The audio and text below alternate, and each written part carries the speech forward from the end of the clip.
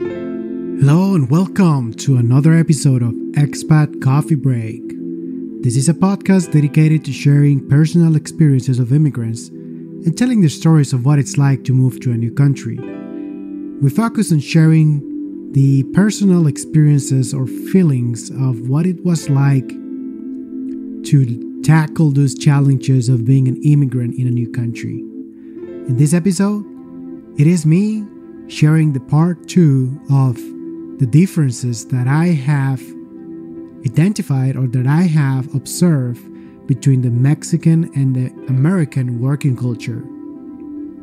In this episode, it's a little bit of a banter, as I have been experimenting a little bit in my solo episodes where I am trying to be more spontaneous rather than writing a whole script and reading the script. So please bear in mind that it's not going to be as direct and structured as other episodes. Nevertheless, I am doing my best to bring you some of my stories and experiences for you to enjoy and know about what it's like to move to the United States of America. Without further ado, here's today's episode. Enjoy.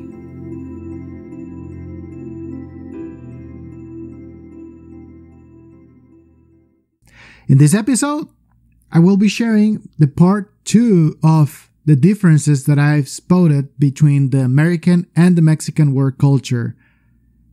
All of this is my personal opinion. There might be differences in the way you guys experience things, but these are the things that I decided to point out during my podcast because it's something that I thought was interesting and some people might thought it will be.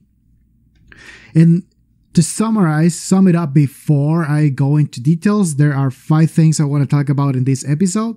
The first one will be personal relationships inside and outside of work. The second is communication with my manager, how different or how similar it is to the manager I used to have in Mexico. How independence, it's kind of celebrated in the US versus Mexico. The U.S. employment laws and benefits, and joking in the office, jokes and political correctness. Now, to begin with, personal relationships inside and outside of work. I gotta mention that the Mexican culture and pretty much all of the Latin American culture, it's known for being a very warm culture, for being people that open their arms and open their house to anyone. They become friends quite easily.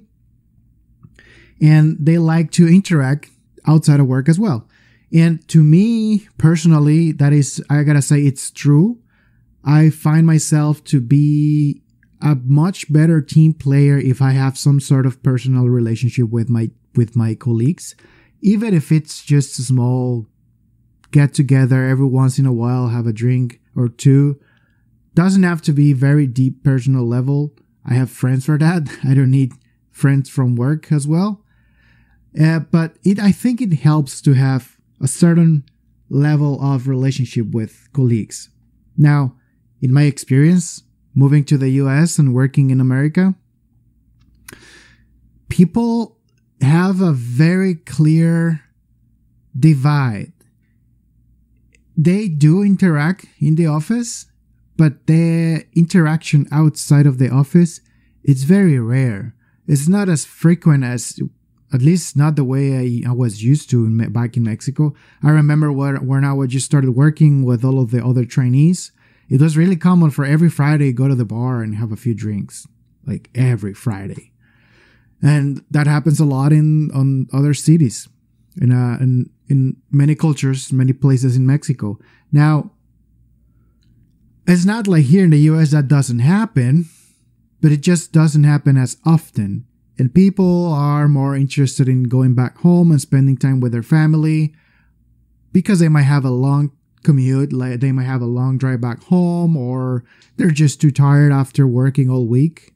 And so it's understandable. It's in fairness to people that don't spend a lot of time drinking with buddies after work.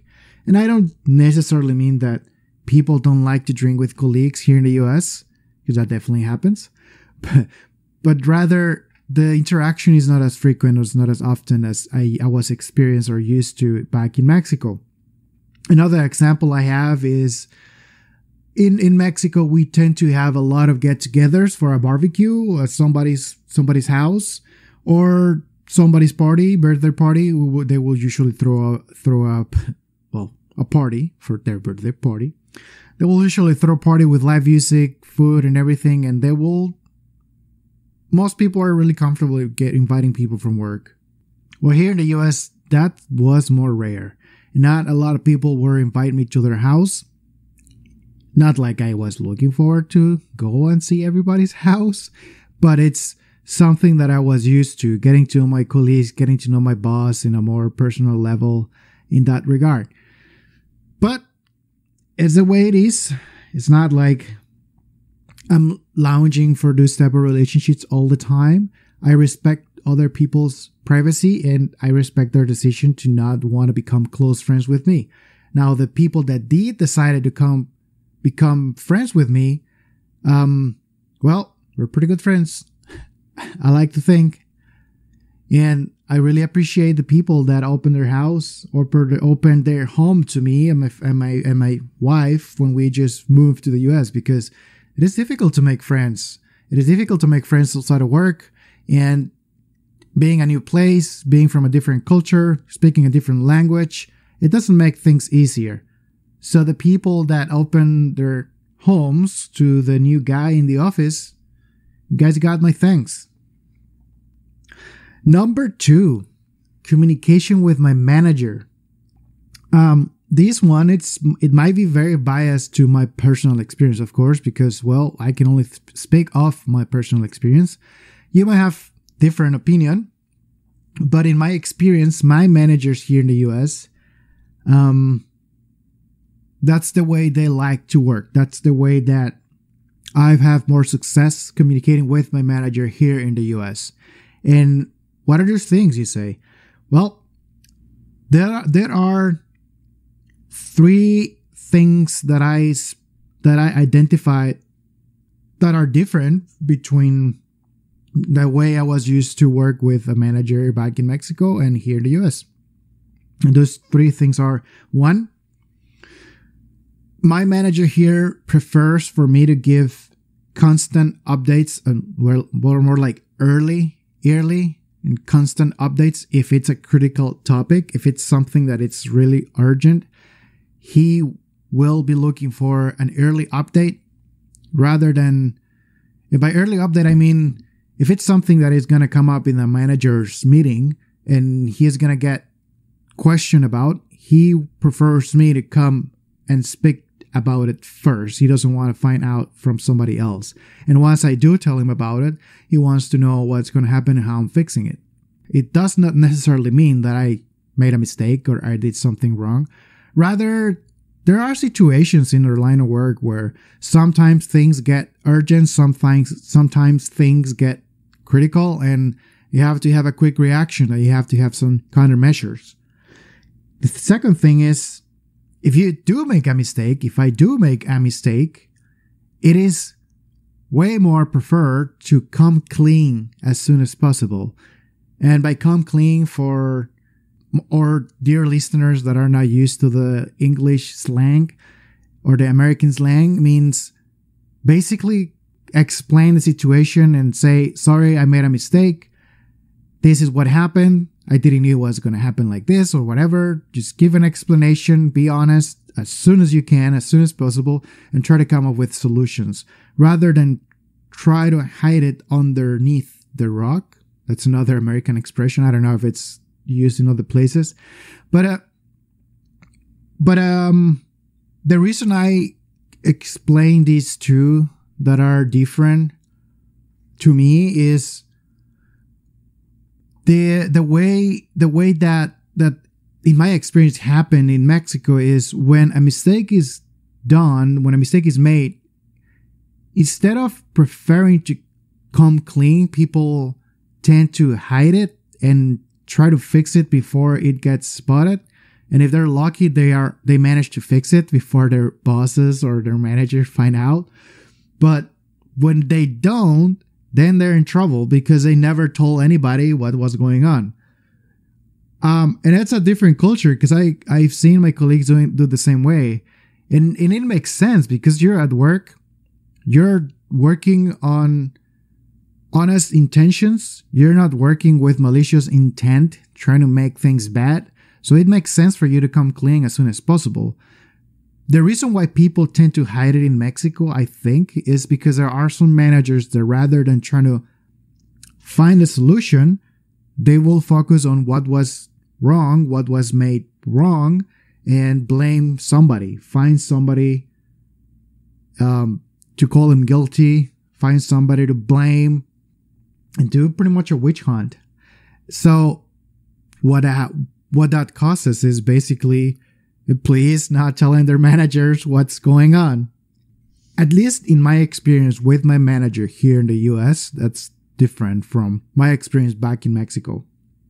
And I've been pretty lucky because I've been reporting to the same group of people which are from the USA even before I moved. So I was working in Mexico for 5 years before moving to Minnesota. And during those 5 years, I was reporting to a manager sitting in the USA. So for me, I was a little bit acquainted with the group and the way of working.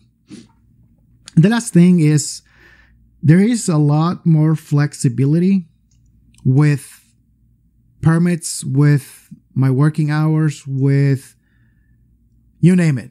If I tell my manager, hey, I gotta go to the doctor's appointment, I want to take some time off because I've been working extra hours, working in the evening, etc. As long as I'm upfront and I'm communicating clearly to him what's going on, he's pretty flexible. My manager tends to be very flexible in regards to this type of things. Something that back in Mexico I wasn't used to because I explained that in the previous episode, but I was working in a manufacturing environment. And so timing was more critical. The time you spent inside the building was more critical than the way it is here because now I'm working in an office. Maybe that is not such a difference between the US and Mexico, the time flexibility. I mean, for some purposes, it might be the same thing. But in my experience, it has been. Number 3, independence. Talk about independence. Here in the USA, that's a big word. People like to celebrate independence. And not just the country's independence, but also they like to celebrate their own freedom and independence and being able to carry their own weight, something like that. That's an expression that we'll call it that way. People really celebrate the fact that you are able to do things on your own. You're able to come up with ideas, come up with solutions instead of depending on others all the time. And that is something that I found refreshing when coming to the US, something that has permeated in the way of working on most people. And I had to adapt to that and learn about that because I wasn't used to it at the beginning. And that is, you're expected to look after yourself rather than depending on the team all of the time or the manager all of the time. And you're encouraged to manage yourself and find solutions to problems before you bring these problems to your manager or your team. So in simpler terms, independence is highly preferred and celebrated. So it's an interesting thing how a country that was founded on the basis of independence, and I'm not talking from 4th of July independence, I'm talking of the first settlers that moved to this continent, the North American part of America. And by America, I mean the entire continent, not just the northern part. But anyway, the first settlers, they were basically just that, the first settlers, and they were on their own, and they had to come up with ways of surviving. And somehow that permeated all the way to today's culture, where people still have this mindset of being, what's the word? Or being creative with their environment, coming up with ideas that will help them to be more efficient and have more productivity, rather than just depending on somebody else's giving them the answers. I don't want to go into a lot of details on this because I am not a history expert, but per what I have experienced and what I have observed, the work culture, at least in the office that I'm working on, independence is highly celebrated in regards to you come up with your own ideas at the time we need to solve a problem.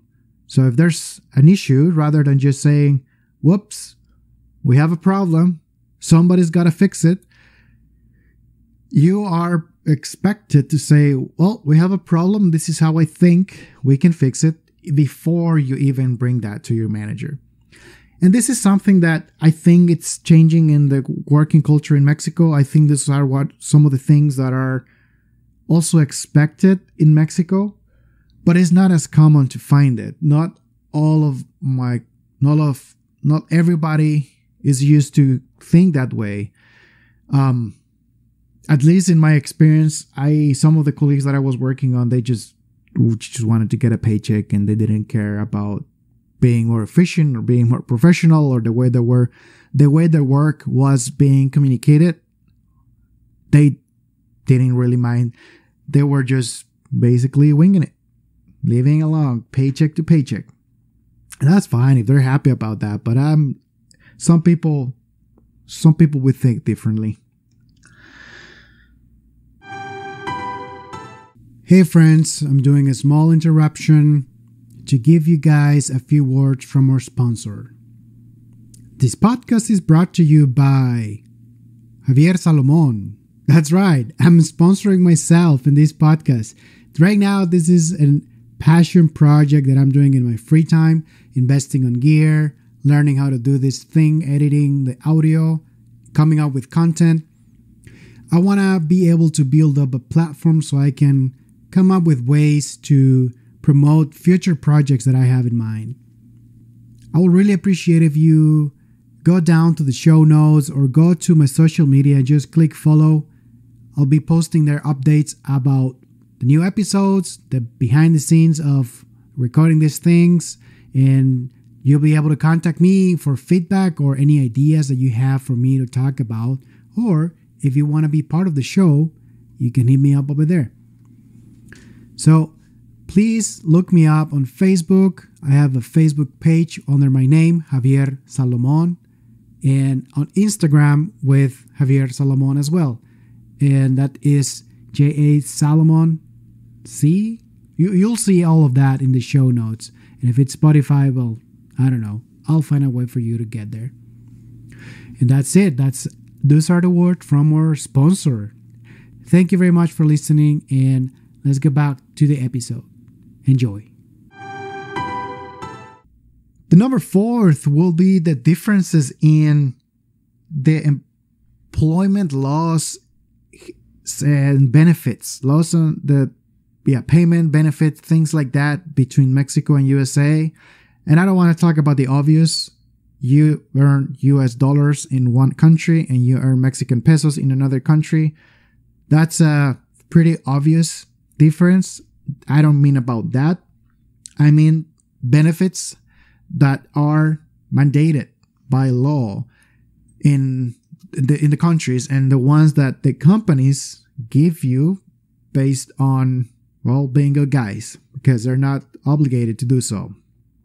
The employment benefits and compensations packages between Mexico and the USA, there are quite some differences.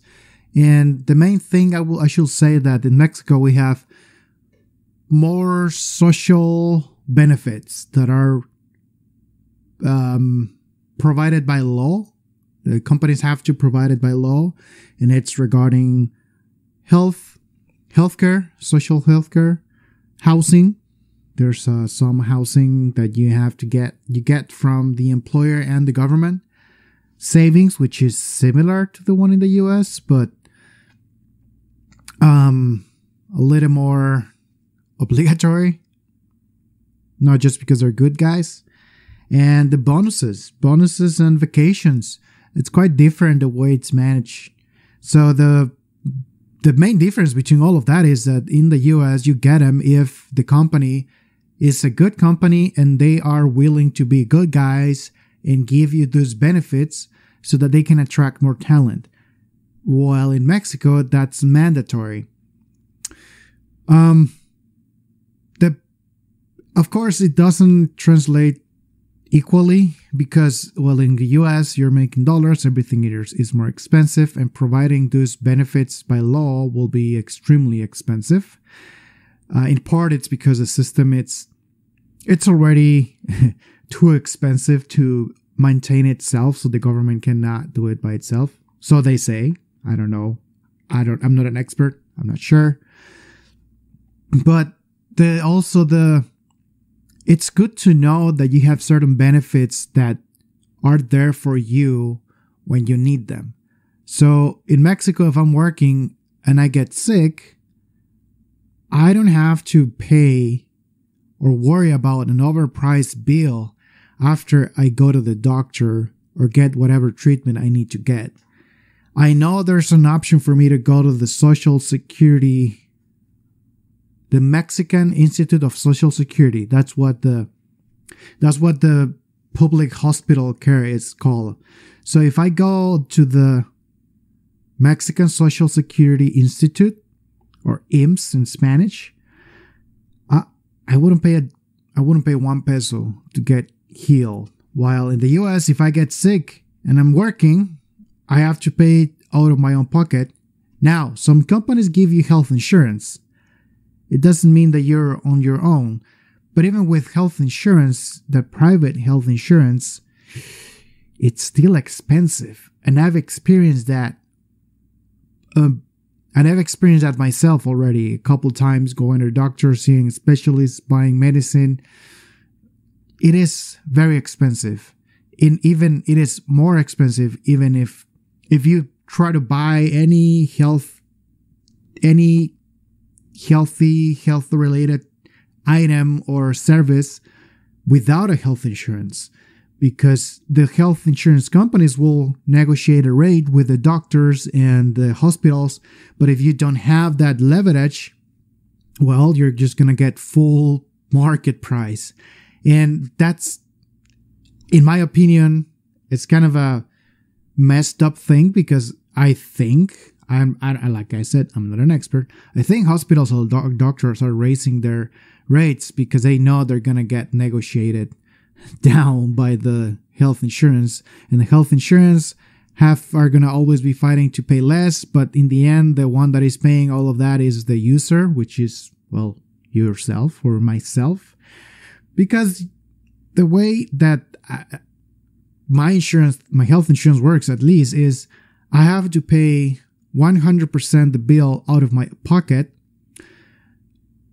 Granted, there's going to be some negotiation done by the health insurance, but I'm going to have to pay 100% out of my own pocket until I meet a certain amount, and that amount is the year deductible. So for example, if my deductible is $1,000, which I wish it was, that's a very small figure, you will pay all of the doctor visits, medicines, and anything you need for health up to $1,000. And after that, insurance will start kicking in. Meaning, if you have a 80% policy or 90% policy, you're going to get 80% discount or 90% discount, because insurance will cover all of that, and you're only responsible for 20 or 10% of the total bill. You're still paying some, but it's not as much as when you were starting. Now, if we're talking of procedures that cost $3,000, that's a lot of money you have to pay up front. And that's just one simple procedure. If you're having a full surgery, a complex one, it's going to be hundreds of thousands of dollars. And that's where it's good to have that type of surgery, but you're still going to be paying a good amount. And not a lot of people carry enough cash to pay those bills.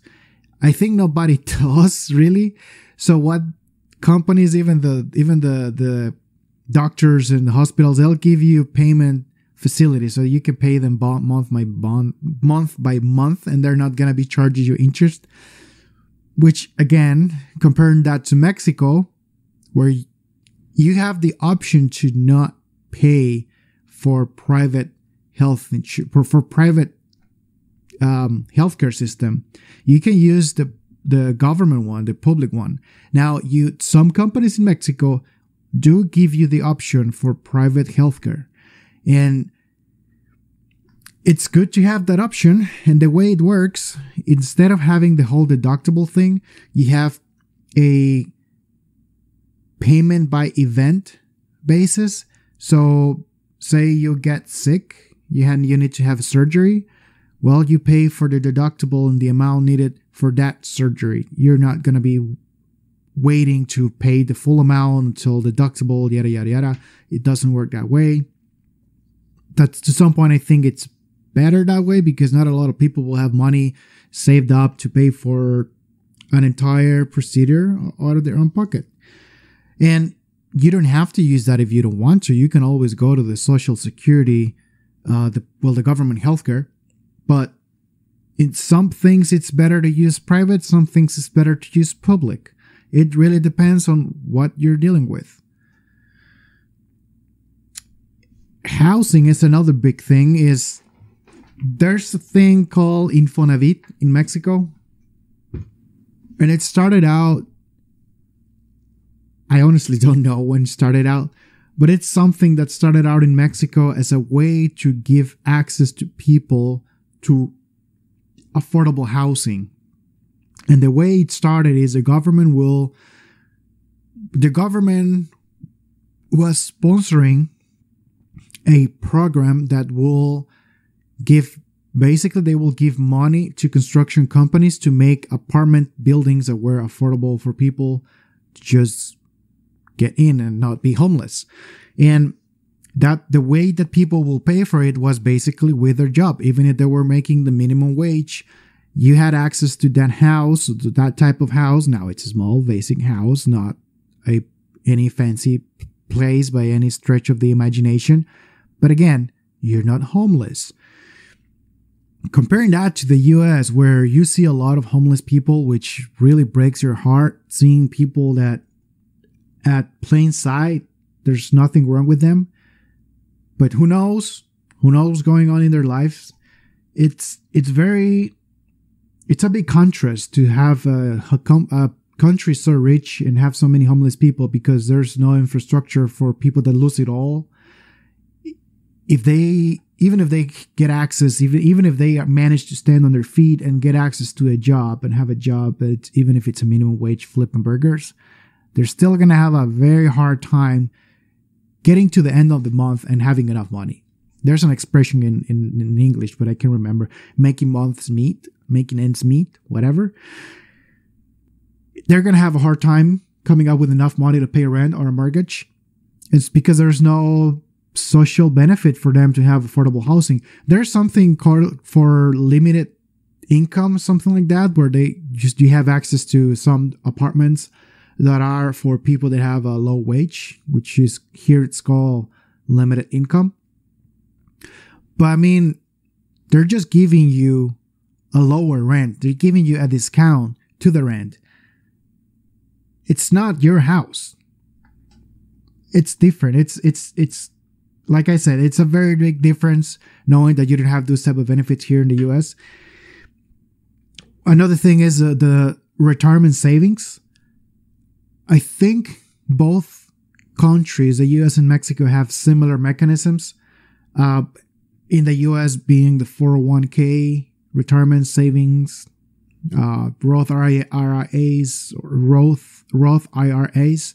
But the main one, the one that I know the most, is 401k, which is the one that the company I work for is offering. And in Mexico, there's a similar mechanism called Afore, which is pretty much the same. And the main differences are in the 401k. Well, you save $1 and the company might be a good guy and give you another dollar up to a certain percentage. So they're matching how much you're saving, and that basically is boosting your retirement savings. And you have some control and a lot of transparency on what is being done with that money. You can just access to wherever your 401k is saved, access your account and take a look at what's going on there and make some decisions. You don't necessarily decide on which ETS or stocks that money is being invested. That is something that the account holder or whoever makes a decision. You can only decide how much you're willing to risk your money, basically, what kind of profile you are. If you're willing to take bigger risk because you're younger and you want to grow it up long term. I don't want to turn this into an investment podcast. But if you folks are interested in that, this is not the right place because I'm not really good at it. I'm not good at explaining that, and I'm not really an investing expert. I just dipped my toes a little bit because I had to learn what that meant when I moved to the US. And I had to research when I moved to the US what a 401k was and how it worked, because in Mexico, the Afore, even though it's supposed to be similar, it doesn't work quite the same. And the main thing that I like more about the 401k rather than the Afore is, in the Afore, you have some transparency, but it's not the same level of transparency. And you have less decision making, way less decision making. And by that, I mean, in 401k, the one that I have at least, I can decide, because I'm younger, I want to be more risky. I want my money invested in something that will have a bigger return, even though it has a bigger risk. But in Mexico, it's assigned to my profile already, and I have because of my age, and I have no saying. In the US, I can see very specifically the accounts where the money is invested, the ETF or the stocks. In Mexico, it is so spread because the companies that are managing that money, those funds, they are being very careful on the way they manage the money, because they do it in a very, if you know a little bit of investing, it's very, very well balanced, because they have some accounts that are very low risk, like gold and some other precious metals, and some percentage is very high risk. So they have a very good balance. But you don't have any saying on which of those mechanisms are going to get invested on. And it's not clear which specific ETF or which specific stock they're investing on. They're just telling you, or it's a car manufacturing ETF. Oh, we're putting that money in precious metals. We're putting the money in currency. We're buying currency from foreign country. It's not a very transparent mechanism, but it's there. It's a saving you can put in there. Another big difference is the return rate is very small compared to the 401k. I think the Afore gives you 4 to 6% if you're lucky, which is tiny. And the 401k pretty much moves with the stock market. So whether you're very lucky and you make a killing with it because the stock market is growing like crazy, or you're going to lose a lot of money because the stock market is it's dipping down. It's depending on your profile, because you can also mitigate that by balancing whatever. But that's a different story. This is not an investing podcast. Javier, stop talking about those type of things. Main thing is they're similar but very different with regards to the way they're managed. But hey, it's there. It's a good thing to have it. Well, I should say that I think here in the US, the 401k is not mandatory. Some companies are good companies and giving it that to you so that they can attract more talent, but it's not mandatory. While in Mexico, it is mandatory, because companies have to pay certain social security fees to the government, and that is part of that is for retirement savings for the employee. So that's a big difference. And overall, there are more social benefits for workers in Mexico. No doubt. In the US, you don't get a lot of benefits that you do get in Mexico. And the things that you get, for example, the ones that I have that I'm very lucky to have because of the company I'm working with, they're not mandatory. The company does it because they're a big company that can afford it, first of all. And second of all is they want to attract talent. So they are giving benefits above the market or above the minimum, I guess. But that sucks for other people that don't have it because they don't have, basically, they don't have paid vacations. I mean, if the employer doesn't want to pay for the time off for the employee, they don't have to. It's not mandated by law, which is pretty crazy if you ask me. But hey, it's the American dream, right? The last one I want to talk about are jokes and the political correctness environment. As you know, I like making a lot of jokes, even though they're salty AF. They're not funny sometimes, but that's a very common thing in Mexico. We like to joke around. We like to laugh at problems. We like to laugh at ourselves sometimes. And political correctness is not our forte in Mexico. Before I moved to the US, I think this was the case. People were not used to being politically correct. But that is gradually changing, I think, based on what I've seen on social media, on when I talk to friends. That is changing, most likely because the turmoil that we had in 2020 and all of the issues that happened.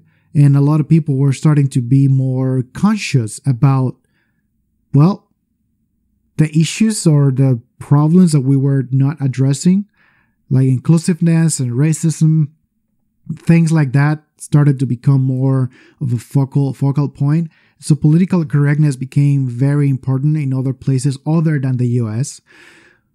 When I first moved, I wasn't used to the political correctness. And I thought it was odd. Let's call it that way. I thought it was odd that people were very polite, very, very, very polite when talking to you face to face. Especially if you didn't know them that much, or if you were talking to somebody from human resources in the office, they were like, when you're talking to somebody at a bank that is trying to sell you something, they were super polite. Of course, yes, whatever you need, blah, blah. Or if they're going to give you a negative answer, they were very, very correct the way they will tell it to you. And I was surprised. I was like, wow, that is some great way of communicating. That's in some, depending what you were doing. I was thinking, well, that's a great customer service. Or I was thinking, well, that's great way of talking to your peers. But then some other Hispanic friends told me, yeah, that's because of political correctness. Well, first of all, the US is very sue friendly. It's very lawsuit friendly. A lot of people would put a demand or put a lawsuit for anything. And the other thing is, a lot of people are looking, well, some people are looking to get offended and some people are offensive. So it kind of, there are two sides of the same coin. But because of the US, it's such a big cultural melting pot. There's so many cultures. There's so many different people from so many places. You got a big Black American population, a big Latin American population, and the white population, and it's so big, it's so spread. And then you have Asian population, and then you have people from the Middle East. It's just crazy. And so I think a lot of people are basically trying to be more polite the way they communicate, because you never know when you're going to talk about something that is going to be offensive to somebody else. In contrast to Mexico, we're so bad at taking the other persons into consideration and thinking, well, I shouldn't say this because this might make the other person feel bad or offend them. We're really bad at that, and we have normalized some things that shouldn't be said. We shouldn't be joking about some things that are clearly not a good thing to say. For a long time, machismo was, or what it's called in English, a lot of people call that toxic masculinity. I call that machismo, which is, I mean, you can translate in Spanish directly, but to me, that has been machismo for a long time. That toxic masculinity was so ingrained in our society. It's been taking a while for people, especially women in Mexico, to try to change that. And they have to be so radical with their approach of communicating their discontent that they've been called crazy. But because Mexico has a long history of, well, guys being assholes to women, and, well, that's got to stop. Also, another thing that I noticed is here in the US, in Mexico, we like to joke a lot with double meaning words. And sometimes we do it not with the intent of being just funny, but also to be despective to other people. And here in the US, that doesn't happen a lot. It does happen, the double meaning, but it's a very, very, very darky double meaning. More of like a white joke type of double meaning sentence. Not as much as in Mexico. It's usually a sexual meaning or trying to diminish another people's sexual preference type of thing.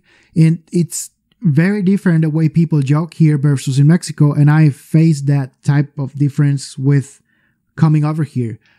And I gotta say, it's kind of refreshing to some degree being able to, well, first of all, not being concerned that somebody's going to say something to me and they're trying to make fun of me, but I don't get it because I'm kind of dumb that way. But it's also refreshing to see that people will try to take the other person's feeling into consideration when communicating. And I hope we learn some of that in our Hispanic culture rather than just keep doing what we're doing, what we have normalized, that say, oh, it's fine, we're doing things right. Just slow down a little bit and think about the way we're communicating. At least I have, after seeing a different way of doing things. I have learned to appreciate it, and I have learned to be on the other person's shoes and change my way of speaking, even though I might sound sometimes too direct. Because of my language barrier, I tend to say things the way I say it, and I might come across as too direct or too not political correct, or so it's just a barrier that I'm trying to break. Let's call it that way. And with that is I want to wrap up this episode. Thank you very much for listening. Thank you for listening. A Mexican guy rambling in English with a broken English and a very poor accent. Thank you for paying attention. And if you find this entertaining, please share it with your friends and family. Let me know what you guys think as well. I'll leave a way of contacting me down in the links, the description. And with that, talk to you guys later. Adios.